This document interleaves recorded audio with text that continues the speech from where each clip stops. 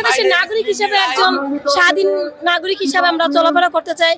একরকম বলা যায় ওনারা আমাদের কাছে ফেরেশতা হয়ে বাংলাদেশে আসছে এবং ওনারা যেন ফেরেশতা হয়েই যেন আগামী বাংলাদেশের জন্য একটা নতুন প্রজন্ম গড়ে দিতে পারে। আসলে তো 24-এর গণ অভ্যুত্থানের সময় তো ওনাদের একটা অবদান ছিলই আমাদের দেশের জন্য।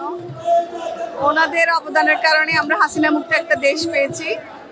একরকম বলা যায় ওনারা আমাদের কাছে ফেরেশতা হয়ে বাংলাদেশে আসছে এবং ওনারা যেন ফেরেশতা হয়েই যেন আগামী বাংলাদেশের জন্য একটা নতুন প্রজন্ম গড়ে দিতে পারে। এটা আমার একদম এনসিপির আহ্বায়ক যিনি আছেন নাহিদ আছেন, সার্জিস আছেন, আসনাদ, তারপর আছেন আক্তার ভাই, ওনারা যারা আছেন সবার কাছে একটাই অনুরোধ, ওনারা যেন ফেরেশতা হয়ে এসছেন, ফেরেশতা হয়েই যেন বাংলাদেশের জন্য থেকে যায়। এটাই আমার এনসিপির কাছে বিশেষ বিশেষ অনুরোধ, আবদার, যাই বলা যায়।